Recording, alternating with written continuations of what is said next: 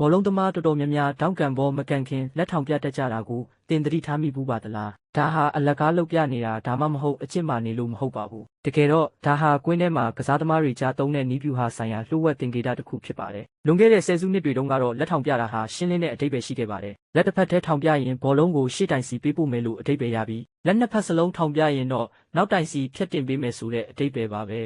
ဒါပေမဲ့ခေတ်ကာလပြောင်းလဲလာတာနဲ့အမျှနောက်ခံလူတွေကဒီတင်ကေတာတွေကိုအလွယ်တကူရိပ်မိလာကြပါတယ်။ဒါကြောင့်ဘောလုံးကိုကြားဖြတ်ထုတ်ဖို့နဲ့တိုက်စစ်အနေအကိုရှင်းထုတ်ဖို့သူတို့အတွက်ပိုလွယ်ကူသွားခဲ့ပါတယ်။ဒီနေ့ခေတ်မှာတော့ဒီတင်ကေတာရဲ့အဓိပ္ပာယ်ဟာလုံးဝပြောင်းလဲသွားခဲ့ပါပြီ။အသင်းတိုင်းဟာလေ့ကျင့်ရေးကွင်းထဲမှာဒီလက်တင်ကေတာတွေကိုတီးတန့်လှုပ်ဝက်ကုတ်တွေအဖြစ်သတ်မှတ်လေ့ကျင့်ကြပါတယ်။ဒါမှလည်းတောင်းကန်ဘောကံမဲ့သူဘောလုံးကိုအတိအကျပဲစီပေးဖို့မလဲဆိုတာအသင်းဖော်တွေသိနိုင်မှာဖြစ်ပါတယ်။ပင်နယ်တီအဆက်စီလာစတူကန်ဧရိယာအပြင်ဘက်စီလာနောက်တိုင်စီလာဒါမှမဟုတ်တိုတိုပဲထိုးပေးမလားဆိုတာပေါ့။ဒီလိုဘောလုံးတင်ကေတာပါတာစကားဟာအသင်းတစ်သင်းနဲ့တစ်သင်းမတူသလိုပွဲတစ်ပွဲနဲ့တစ်ပွဲမှာလည်းပြောင်းလဲတတ်ပါတယ်။ဒါကြောင့်ပြိုင်ဘက်တွေအနေနဲ့ဒါကိုအလွယ်တကူအထိပ္ပယ်မဖော်နိုင်တော့ပါဘူး။အတူချုပ်ပြောရရင်တောင်းကန်ဘောမကန်ခင်လက်ထောင်ပြတာဟာအသင်းဖော်တွေကြားကလှုပ်ဝက်ကုတ်တစ်ခုပါပဲ။ဒါဟာတိုက်စစ်ဆင်နွှဲမှုကိုမထင်မှတ်ထားတဲ့အလစ်အငိုက်ဖြစ်စေပြီးပြိုင်ဘက်တွေကြိုတင်ခံမှန်းမရအောင်တားဆီးပေးပါတယ်